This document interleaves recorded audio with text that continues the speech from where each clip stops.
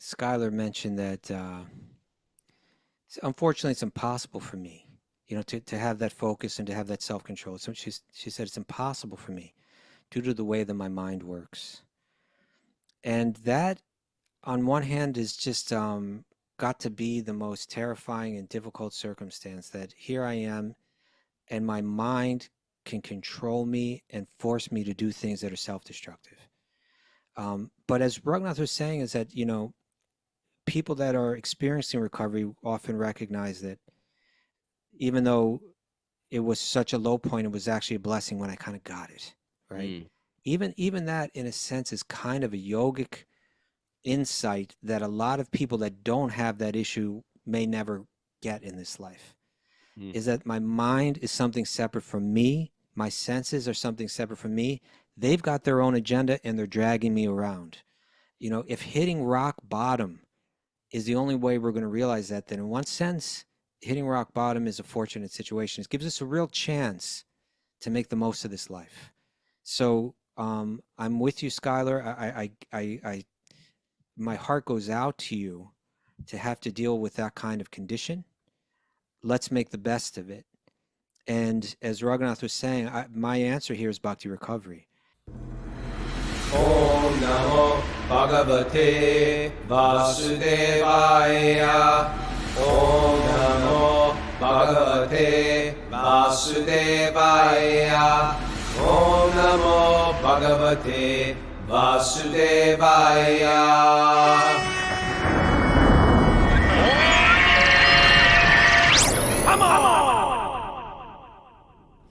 Live from Super Soul Farm, this is Wisdom of the Sages, a daily spiritual podcast with your host, Raghunath, and co-host and senior educator at the Bhakti Center in New York, Kaustubha Das. Welcome to the show. It's episode 1498, 2 episodes away from 1500. Exciting for the big countdown. It's going to be the appreciation of the Srimad Bhagavatam on a regular basis, extravaganza, where we unmute members of our audience and people share how the Bhagavatam has changed their life in good times and bad times, taking shelter of spiritual truth.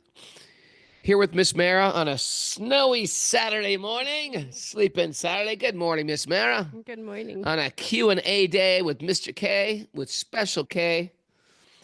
And I was up plowing last night with my new snowplow. Felt great. You love that thing. I love that thing. It's silly little things we take shelter of in the material world.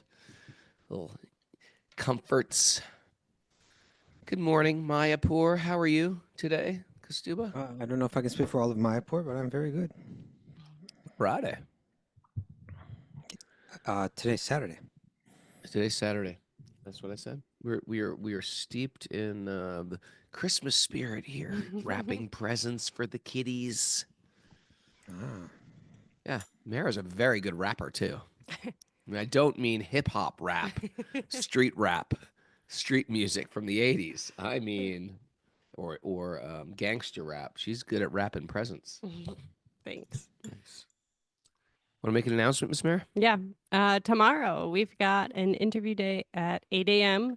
Raghu's interviewing the extraordinary Kirtaniya Madhava. Yeah, a lot of you guys know Madhava's Kirtan from Vrindavan or from his world travels or from Super Soul Farm. We're going to try to get him right before Rath Yatra, New York Rath Yatra this year on that Thursday before Rath Yatra. He was supposed to come last year, but he got in that car accident, remember? Yeah, he was okay, but the car accident made the thing not happen.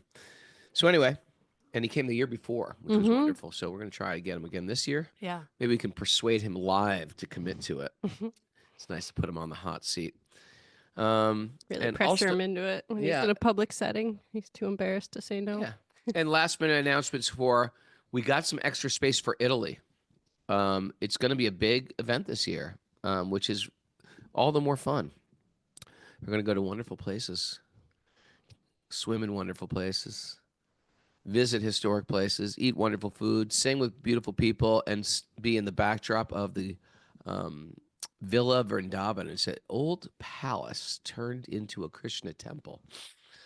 Really excited for that. It's our fifth year in a row. Fifth year in a row. Yeah. And it's been really successful and wonderful every year. And it has the effect to really change people's hearts. Also, if people want to register for Sage Group, they're filling up quickly. We're at about 85%, I think. I haven't gotten the latest numbers, but there are still some spaces left. And if, none of the spots that are left work for your time zone where you live, then just email us and we'll try and see if we can make something else work. Yeah. Sage groups are, people say, life-saving.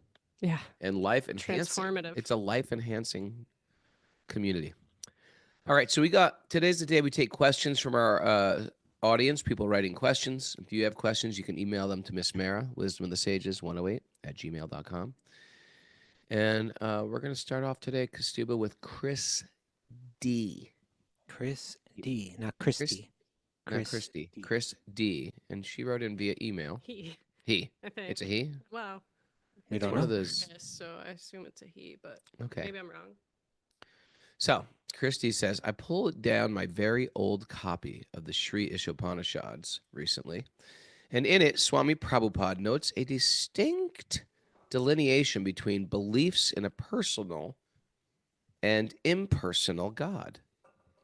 Can you clarify what that means, and possibly in what context that contrast needed to be made? I believe in the Gita as it is. Commentaries there... I believe in the Gita as it is, commentaries. There was also quite a bit on that, but the last time I read it was over 25 years ago, and a lot of it likely went over my head back then. I'm one of the others. Others means you're not on the daily Zoom class. Most people are others. We got about 10,000 downloads a day, and about 100 or less listen live at Zoom every morning. So he's one of the others, and he says he loves the podcast and has been particularly drawn to it over the past few months after reading Punk to Monk. Woo! There you go. Hey, Chris, you like that book? Double it. Get it for a friend. Get it for a friend for the holiday season. But thanks for the shout out. I was somewhat aware of Raghunath's story as he was a hometown hero. You're a hometown hero, Raghunath. To a lot of kids in Danbury, Connecticut's small hardcore scene. But it was a fantastic to Very hear small. you know what? When I was in Danbury, Connecticut, which is where I grew up, it was non-existent. It was like 6 of us. Yeah. But after I left, a record store started called a great store. It was called Trash American Style. Okay. And it was a great record store, and they built an entire huge community there. So when I left, put like a poster, like a Youth of Today poster in the window or something like that. Well, we were friends with those guys, and there was just they just had straight edge and hardcore was blowing up then, and I still have a lot of friends from there. I think Raghunath, having heard this letter here, I think you might be the homecoming king if you went for it like now. Like if I went for it now, I might make that home. Thank you, Kaustubha. I appreciate that. They might even allow you to be the drum major. I'm still friends with my friend who won Homecoming King. Oh, really? Yeah, Isn't we're that still like buddies. The quarterback or something like that? Kind of. We were both like band guys, but whatever. Marching band guys. Anyway, so appreciate you all and thanks. Okay, Chris. I can think of a couple Chris's it might be. I never really went back to Danbury. I went back to my hometown, I just sort of I went back to play some shows, but that's about it. I think you need to go back, Raghunath. Yeah, my mom doesn't live there, so it's like I don't really have that many connections there anymore. No. You are a hometown hero. Thank you. Yeah. Maybe they'll put me on a float and welcome me back. You go into the diner, you're expecting some free pancakes. Oh, maybe this is what you meant by the homecoming. I'm back, everybody. All right. Well, okay. So his question is about a personal and impersonal God. Yeah, it's a good question, and it is a little unclear. Like when I grew up, I always thought of God as a personal God before I met the devotees. How did you picture God in your mind? If you want to know exactly how I pictured God, I pictured a one color being, like like a light, whatever. I'm just how I fabricated God in my mind. He was brown, brown like Hispanic The brown? color Or brown, a light brown. just straight up brown. Okay. Everything was brown about him.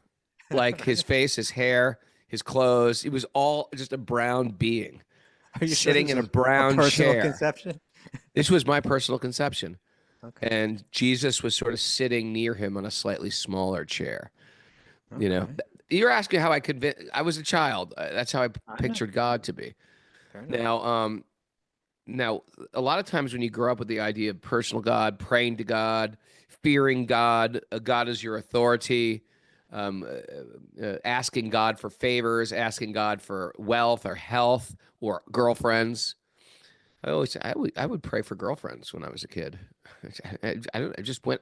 He was like everything that sort of like some magical, mystical, Amazon Prime that I could just approach for anything I want. I never prayed for, please give me pure love of God, but I understand. I felt like there was a higher power, and I feel like I always stayed that way. I never like sort of deviated like that. But then, a lot of people who got into Eastern thought, a lot of them from the West, they had bad relationships with a personal God. God was not just a personal being, but he was an authoritarian. And he was not a kind, loving God. He was more of like a sadistic God who was there to punish, to be cruel, to take away, to banish to hell eternally. So it was sort of not that attractive to a lot of people. So when they hear about an impersonal God, it becomes quite attractive. And a lot of Vedic teachings teach that God is impersonal. We are also God. God is everything. God is light. God is truth. God is not judgmental. God is love. And that sort of sounds a little bit more attractive for those who've had some God trauma. To me, it wasn't a huge leap to give God form. And what we say in Vedic teachings is God is everything, and therefore God is formless and has form. Well, you might ask, what type of form?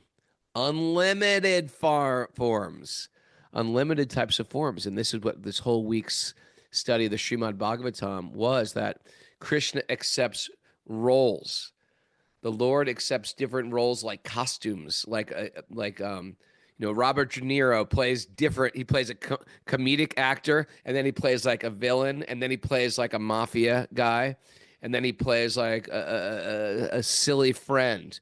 So he's playing different roles. Here's a new role for you, Robert. What do you?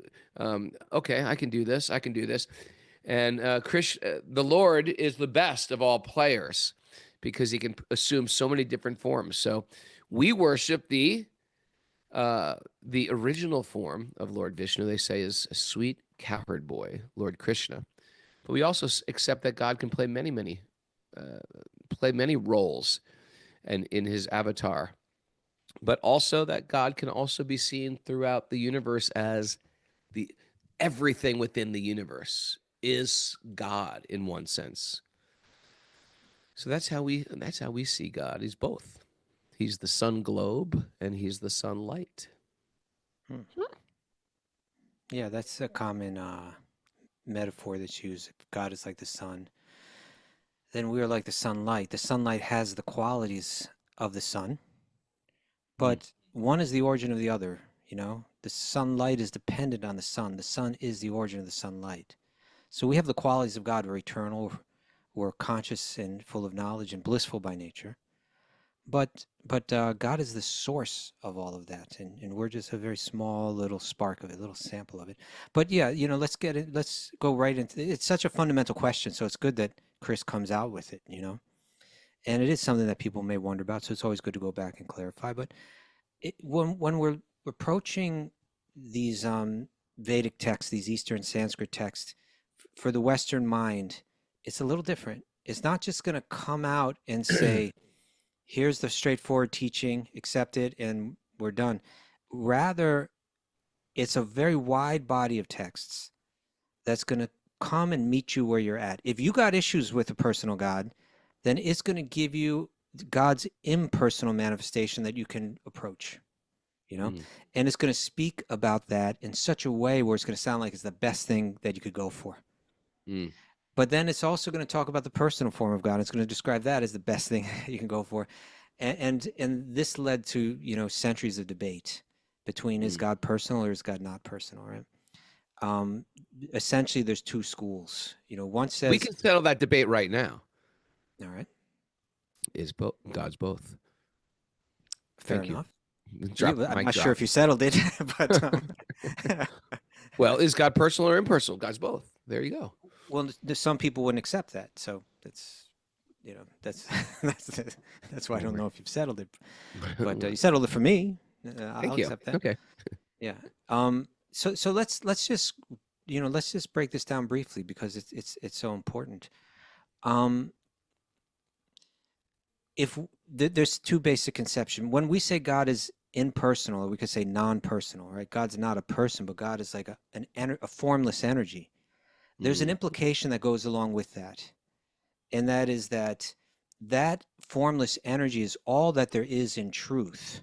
Any conception of form or any conception of individuality is illusion and is not real. Mm. And so when we actually become enlightened, when we actually realize who we are, we attain self-realization, we realize we are that energy, that boundless, eternal, limitless energy. That's me. That's who I was all along, and I just somehow forgot it, which is a real part of that philosophy that to me is like a real hole in the thing. Like, well, if I am that, how did I forget it? If there's nothing beyond me, then how did I get covered by illusion? That's one's a little tough to explain, if you ask me. Then they can say, well, it's Leela, it's play. But, it doesn't seem to be a very satisfying answer to me. Yeah. The other conception is that no, there is individuality, and God has a personality, and God has form eternally. And I do as well, and Raghunath does. Raghunath will always be Raghunath, maybe not as we see him now in the form that he's in now, but he will always have his own individual consciousness, and I will always have my own individual consciousness, and God always has God's own individual consciousness. And our unity is not one of merging and becoming one in a literal sense, but it's becoming one in love. Just like a husband and wife are in one sense, they're one, you know? So we can be one with God in that sense. You don't become the wave, but you learn how to surf that wave. So you're moving as the wave moves. Okay. You don't become the horse, but you're riding that horse, and you're moving like that horse is riding. What do you think about that? Very interesting. Very interesting. Yeah. Don't become the horse, Mary. Write that down. Don't become the horse. One way we can think about it is like this. You see, let's say that this world is kind of like an illusion, and sometimes like mirrors are thought of as illusion. But if you take an image in a mirror, it may have so much in that on that pane of glass, right? Like there may be lots of people in it. You know, you could have a mirror, or let's say like let's just say a mirror. Let's say there's a large mirror, and within the frame of that mirror, there's all kinds of variety and individuality and form. And the impersonalists, they say that that's what this world is. It's an illusory realm with lots of form and all of that, and it's a place of pain. So if there's going to be a place of freedom and peace, then it's the opposite of what's in that frame, meaning no form, no individuality.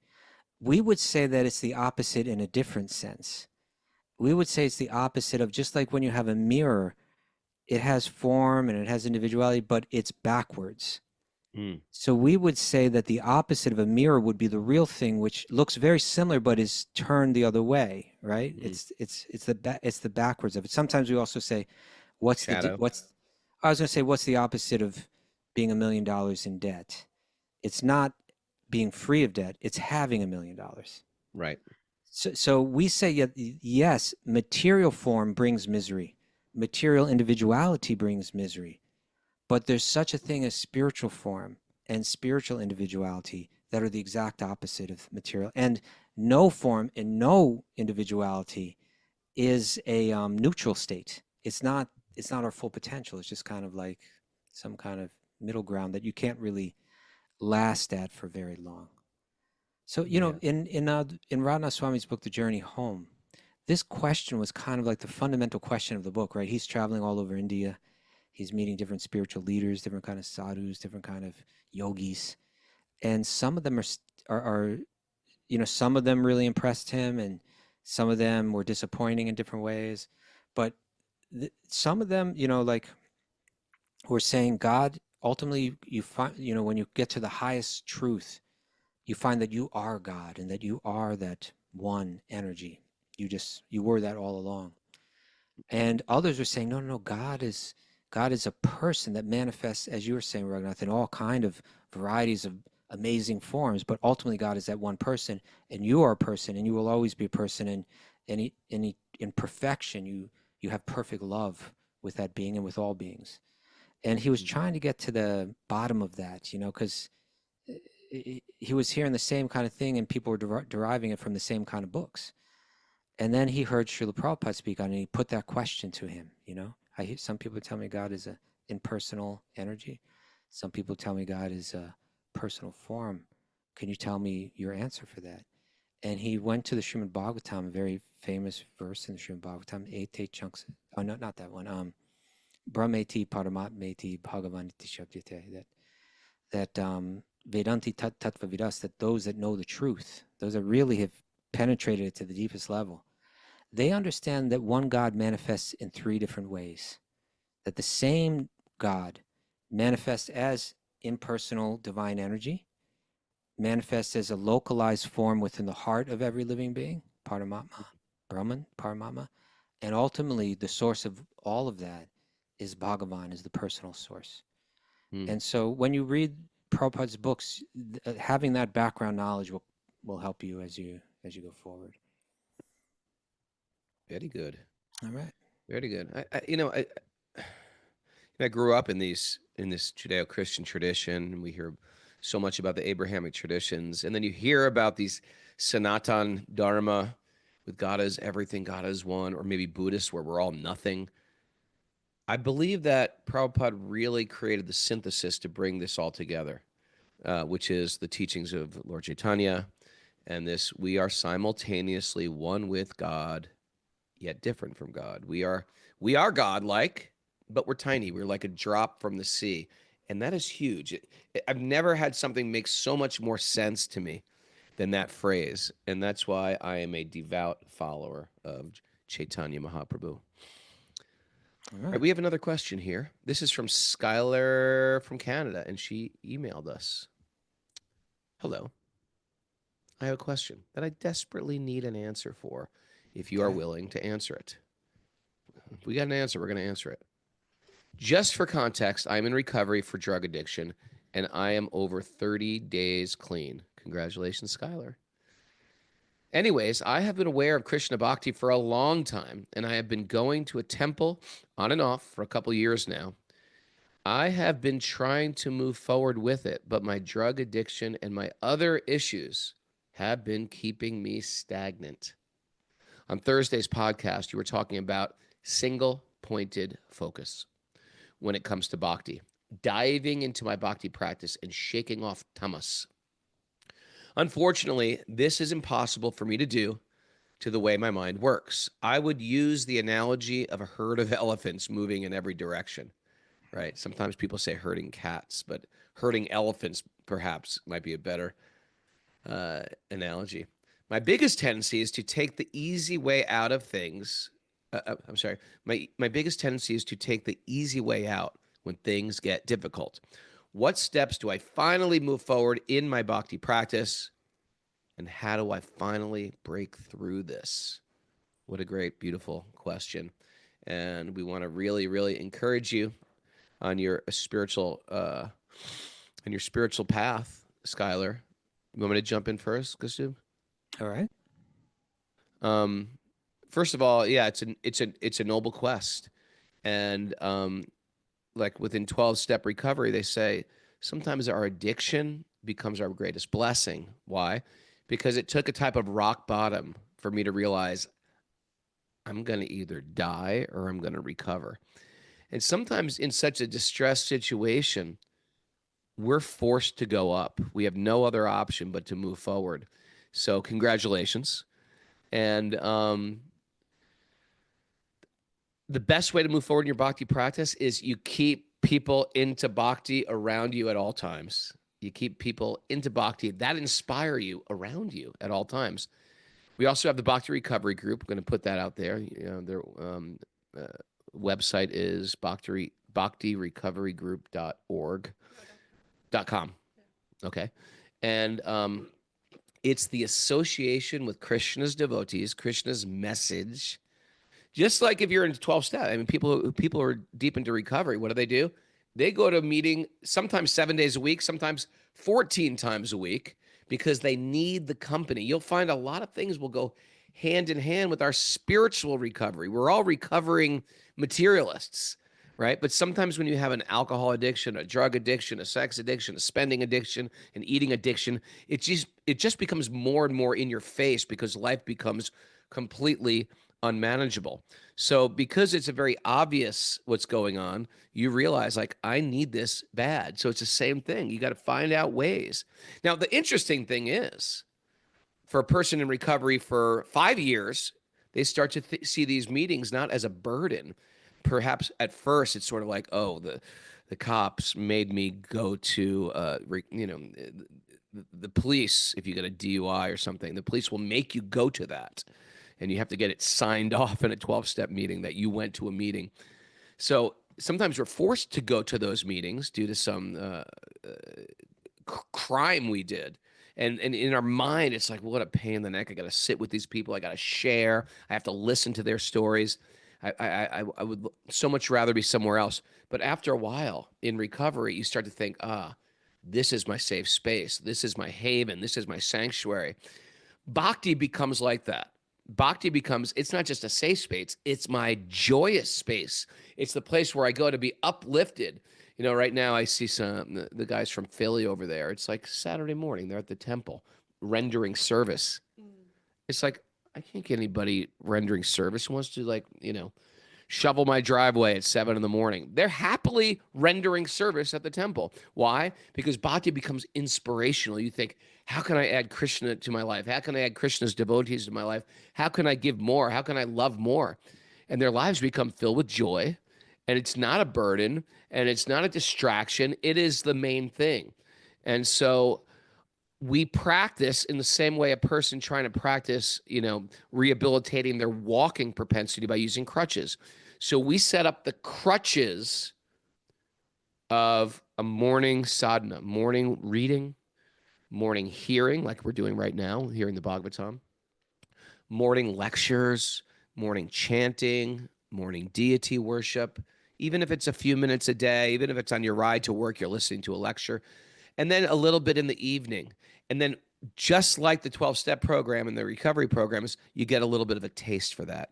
And you say, you know what? This is a good thing. It's not a bad thing. It's not a distraction. And we lose taste from our material life because spiritual life is so much more sweeter. Just like if you eat two different sweets, when you taste this, like some sweets are pretty sweet, and then you take some sweets like a gulab jamun. They're very sweet. And once you taste something that's very sweet, you can't even taste the thing that's sort of sweet anymore. It drowns out your sweetness taste buds. So bhakti is super duper sweet, and the devotees are super duper sweet. Matter of fact, the devotees and the association is one thing why people stay. Like, I don't really get the philosophy. I don't get the deities. I don't get all this stuff. I can't make it through the first 3 pages of these books, but I love the devotees. So keep going back to that temple. Keep trying to render service to the devotees, and pray sincerely to Krishna. Help me get through this. I can't do this on my own. And watch the magic start to happen in your life. But you've got to develop these strong habits, because right now, addiction means you've developed lots of lousy habits. And the fact that an addict can't even control their intelligence. Now their body is enslaving them. And so we have to become bigger than that. And you can do that just by good company. Special K. Yeah, Skylar mentioned that unfortunately it's impossible for me, to have that focus and to have that self-control. So she said it's impossible for me due to the way that my mind works. And that, on one hand, is just got to be the most terrifying and difficult circumstance, that here I am and my mind can control me and force me to do things that are self-destructive. But as Raghunath was saying, is that, people that are experiencing recovery often recognize that even though it was such a low point, it was actually a blessing when I kind of got it, right? Even that, in a sense, is kind of a yogic insight that a lot of people that don't have that issue may never get in this life. Is that my mind is something separate from me, my senses are something separate from me. They've got their own agenda and they're dragging me around. If hitting rock bottom is the only way we're going to realize that, then in one sense, hitting rock bottom is a fortunate situation. It gives us a real chance to make the most of this life. So I'm with you, Skylar. I my heart goes out to you to have to deal with that kind of condition. Let's make the best of it.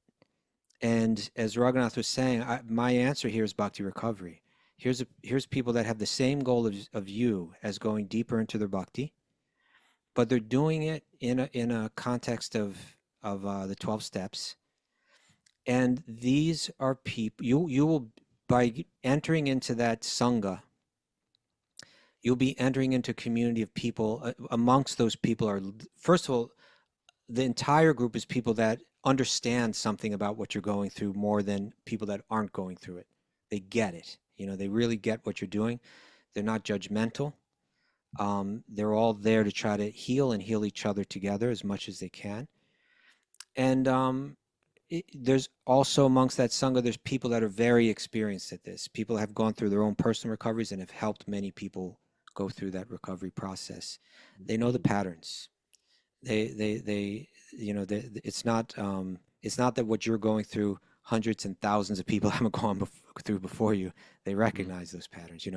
They recognize that you just need to get through the next day, and they'll help you get through that day. And then they realize that you got to get through the next day. They'll help you get through that day, and gradually you'll become stronger and stronger and stronger. So that's my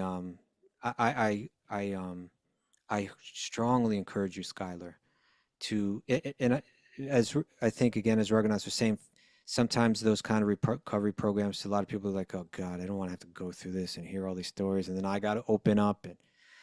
But the sooner you get there, the better, and the sooner that you do, the better that you're going to feel. That once you've got that support system, and once you've given up the pride. What is that Gio would tell us? I can't save my face and my ass at the same time. I can't save my face and my ass at the same time. It's so good.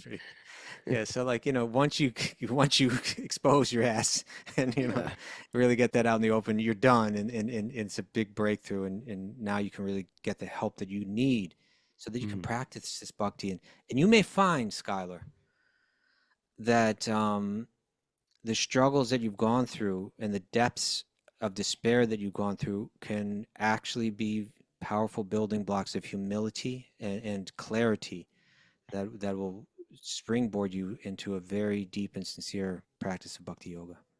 Yeah, Jiva, who runs the Bhakti Recovery group, inspired it. She's been through so much hell, and she couldn't save her ass. And because of that, she's shown so much vulnerability. Yeah. She's shown so much vulnerability, been through so much hell, is very forthright about it. She has no ego about it. And she sets a good example of vulnerability and I think especially Kaustubha, because the holiday season is coming up, and holiday seasons aren't really rosy for everybody. Sometimes they're tragic. Sometimes they bring up tragic memories. Sometimes they're filled with loneliness, and it can really trigger a person who's struggling with some type of addiction. We should think about having maybe a special recovery show maybe over the holidays. Talk about that, because it's a special day. Or I'm going to talk to Jiva and see if she's got any plans for the holidays. But I want to thank Skylar for being so vulnerable herself and writing in. And that's how we do it. we don't isolate. Isolation is the worst thing that we do, whereas we are as sick as our secrets. I got that from Jiva also. There you We're sick as our secrets. Sick as our secrets, and we want to share. We want to reach out. We want to ask questions, and thanks for writing in. We encourage everybody to write in if they've got any questions. That's how we get better. That's how we heal, and we're all in this healing process together. Sometimes when I think I got my spiritual life all together, Kaustubha, guess what happens? I trip up. I do something stupid. It's humiliating. And instead of trying to cover up the humiliation, if we want to grow, we just have to expose ourselves. And fortunately, the people in the community, they're lovely. The people are really lovely and supportive and non-judgmental. We live in a world that's really judgmental. You share your dark side or your past, and people be like, "Oh, I'm going to cancel your ass." No, we're supportive and lift people up. Yeah, that's that recovery communities. That's the place where everybody's kind of getting used to just being vulnerable and opening up. And when everybody's doing it together, it makes it easier. Yeah. You don't walk through the hospital and look at a person who's getting surgery on their legs, and we don't start saying, "Why can't you run the 50-yard dash?" Because I'm recovering. My legs just got operated on. We're all here because we're sort of in the hospital. We're all healing. You know, there's no judgment. And someone might broke their arm, someone might broke their leg. We can't condemn a person because they have this shortcoming, because I have another shortcoming. That's one thing I learned in Bhakti. When I get one facet of my Bhakti life together, then I still, out of my ego's desire to lord it over other people, I still, oh, look at them. You know, they can chant, but they can't rise early. Or look at them. They're very good at offering their food to Lord Krishna with so much. They can sing kirtan, but, oh, they're attached to this, you know, whatever. They smoke pot or whatever. We're not judgmental. We just want to encourage people wherever they're at. There you go. All right. You think about that. I like it. We got another question here. From, oh, you okay? Hey. Oh, it's from Shanaz. Shanaz Om. Shanaz Om. We love Shanaz Om. Is a good one. She wrote this on our community, Sage Community platform. What is the duty or the purpose of demons? What is the duty of a demon? What is their agenda? What is their agenda? Is it their mission to make sure every living being has a terrible life? They're like the Grinch. Yeah, the Grinch. What's the purpose of the Grinch? You know, it's interesting because whether it's some fantastic, you know, Marvel comics, whether it's Vedic teachings, whether it's Christianity, you know, or whether it's just like just looking out in the world or seeing who's running through the prison system, you know, it's just like there are people that are just acting in such a way that it's like it makes life hell. It makes like you're living in hell to live in this world. And so there are demons out there. And when you say demons, you don't necessarily mean they have little hooves on their feet, little tails, and little horns. But some do. Some may. Some may. So what's the purpose of them? Is there a big overall purpose, Kaustubha, of these demons? In other words, do they have a purpose? And like, what's driving them? That's how I understand the question. Yeah, what's driving these demons? What's their agenda? Is it just to make our life miserable? What would you say? I wouldn't describe it that way, Shanaz. But if you want to find out, the Bhagavad Gita has a whole chapter on it. Right? It's like, yeah. It wrote a whole chapter on it. Dedicated to the demons. 16th chapter really tells us all about it. But this is what I'll do. I'm going to read from, I'll summarize two of the verses. Text 16.4 and 16.8. These will give you a real good idea. Of who the demons are or what they're doing? Yeah, what they're all about, what they're like, what they're about, how to understand them. Text 16.4 kind of lays out what their qualities are. And it's what you might expect, you know. But just think about it. Pride, arrogance, conceit, anger, harshness, and ignorance. These qualities belong to those of the demoniac nature. Okay. But how does that, you know, how does that all manifest in them? That has a lot to do with their worldview, the way they see things. What's their philosophy? Because, you know, someone's philosophy about life really begins to shape who they become and what their qualities are and their behavior and all of that, you know? And it's this worldview, if we really understand this text 16.8 and really understand the worldview of the demons, you know, then it tells us so much about the world we live in, you know. So let's look at their worldview. This is text 16:8. It mentions, you know, like in Sanskrit, placing a short a in front of a word negates it. It's like the equivalent, I guess, of like you know, like Not. yeah. I mean, not is another word, but as like as a prefix, you know, like Like, something may be, you know, intelligible, and then something is unintelligible. You know, it means it's the oh, and opposite. on. Yeah. Yeah. Okay, so it lists four things in this one verse, and it negates them all with the short a. Satyam, truth. Asatyam. They say asatyam. There's no truth in this world. This is what they say. Pratishtam. Pratishtam means like a solid basis, and in this case, it means like a moral basis, right? There's no. They say apratishtam, apratishtam, apratishtam. That there's no There's more. nothing. Yeah, there's Yeah, nothing there. one person's presentation is just as valid as anyone else's presentation. There's no moral basis. These are the kind of people that say religion that's all made up by men. You know, they're saying that dharma is just all made up. There's no solid principles or morality that's absolute. There is It's no all absolute relative. truth. You just do whatever you want, and whatever culture says is okay, that's okay. There's no actual compass, no true north, no right or wrong. It sounds good on paper. Oh, really? Okay. Okay. So People if say that with a is lot of your truth, confidence. do you Yeah. mind if I kick this little old woman down a flight of stairs? You know, if that's your actual philosophy. Oftentimes they can't live that philosophy, but it sounds very good. Yeah, you just do what you want. Yeah, right. And Really? of course, I always give the example of, you know, who I give, Ooh. of my friend, childhood friend who went on to become the head of the New York chapter of the Church of Satan. Oh yeah. Yeah. And so he We've was all got being, one of those we, childhood we friends, all, don't we? come on, we all have an old childhood friend that went on to become the head of a chapter of the Church of Satan, at least in a small town, right? Maybe not New York, okay, but small town.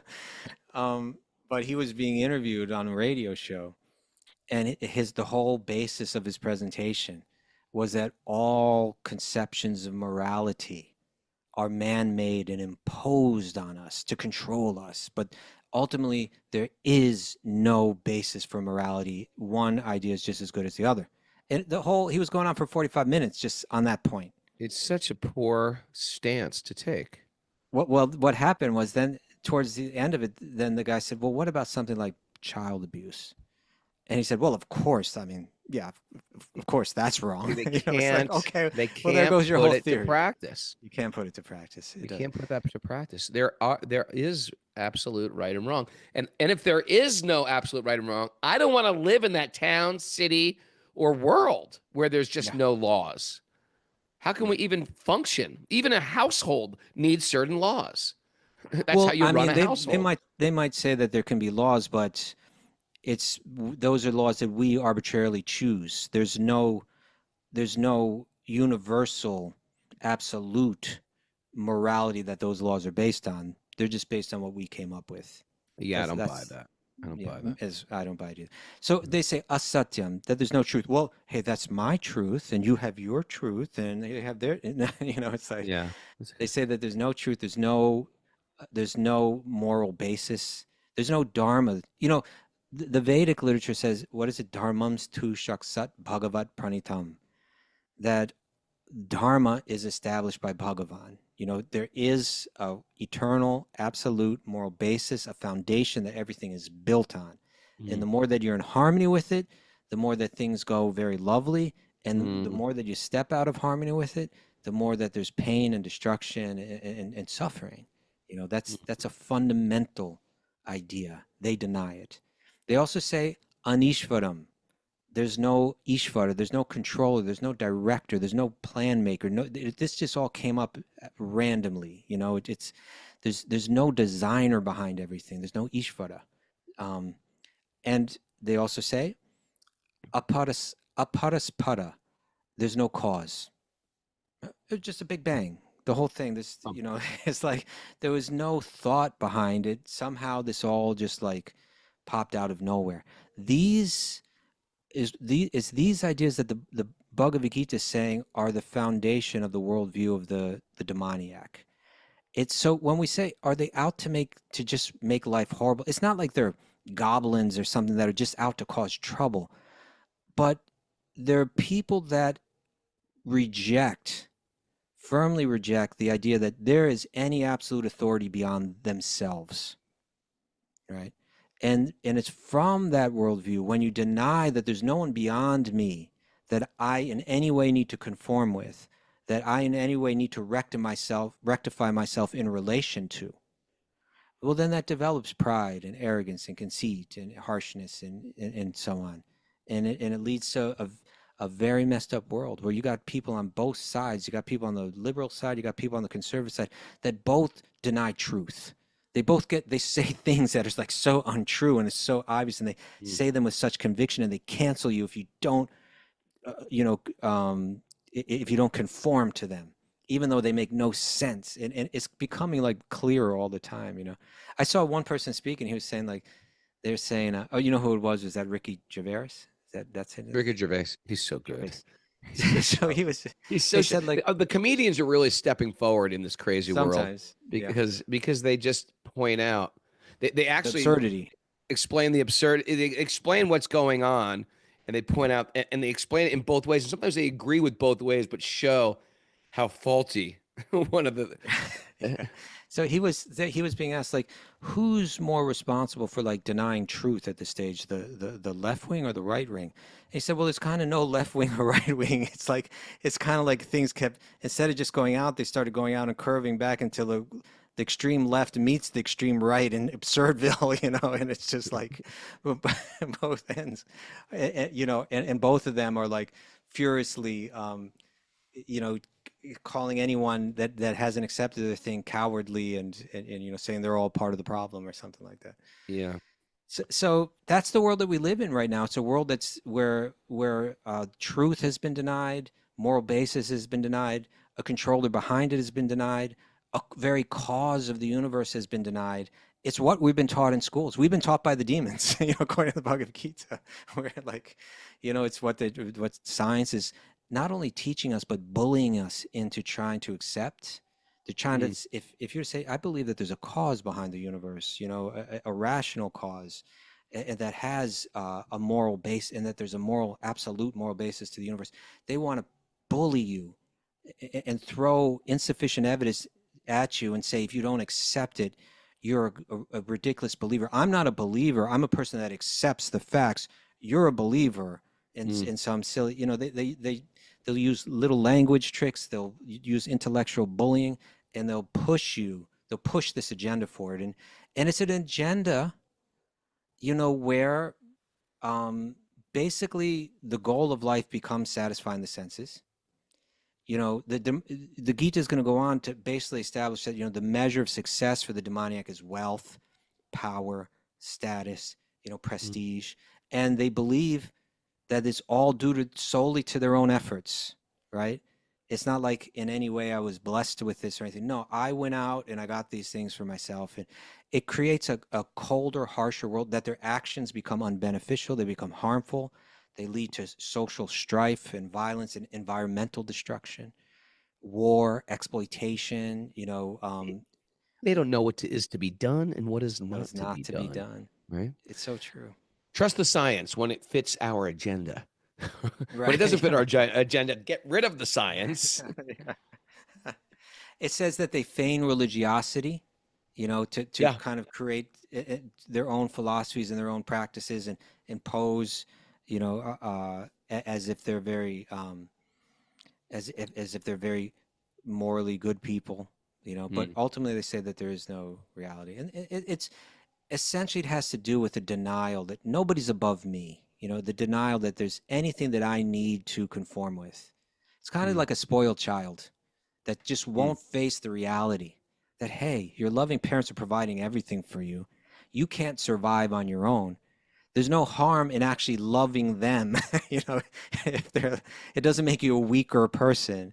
it actually just makes you a grateful person, which is really what you should be. So that's kind of how I it's sad what goes on in America too. Is like people pick a party team, and whether the party says they have to like accept everything that party says. Now, if that party says something that even they think is wrong, they feel like, well, I can't be disloyal to my party. We have to use discernment at every step, people. Even if the party that we're part of is saying something nonsense that we don't agree with. We can't just accept everything. We have to do that when we get into a spiritual institution. We have to call out, I don't agree with this. I don't agree with that. It's okay to use our discernment and sharpen our intelligence. That's a good thing.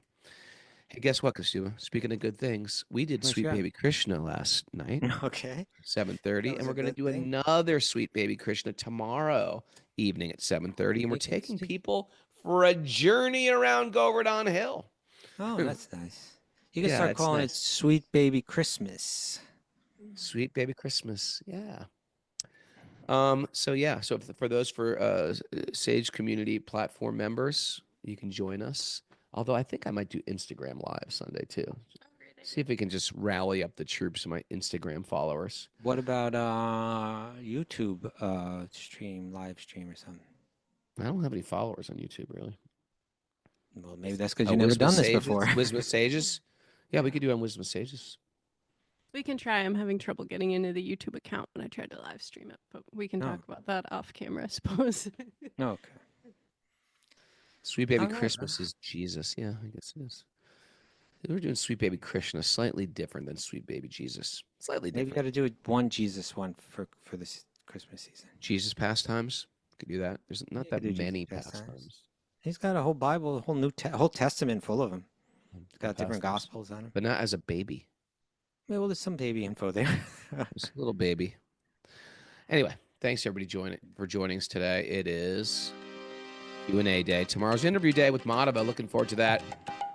You're going to love Madhava if you don't know him. Great kirtan singer and deep realizations. And I want to thank everybody for joining us on Zoom. I want to thank all the people writing their questions. Thank all the people Facebook people. We do this every day. We do this podcast every day. And you can check out our YouTube channel or anywhere you get podcasts. Wisdom of the Sages. Join us. Remember, if you're listening to YouTube, subscribe to the channel, like, comment. It does wonders for our algorithms. Let's see what we're looking forward to seeing you. Going to India soon. It's coming up. Coming up so quick. Oh, Mondays, episode 1500. Make sure you're there. It's going to be a good extravaganza. We got some really nice people writing in and telling stories. Very inspiring day. So Monday's episode 1500. Time's flying by, Kaustubha. 1500, Raghu. That's a big one. 2000's right around the corner. We're going to have to go like a year and 2/3 till we get to like 2000 after that. I mean, that'll be like the next big one. Oh, wow. Yeah, a year. Wow. Nearly 2 years. So this is a big one. Time to party. Now, if we don't see you guys till the holidays, have a great holiday. Lots of love from the Wisdom of Sages family. Hey, we got Ashley Rodriguez here. Ooh. Thanks for people who are sending me Merry Christmas cards or holiday cards. Have we got any holiday cards? Yes. Presents. Thanks for sending all the presents.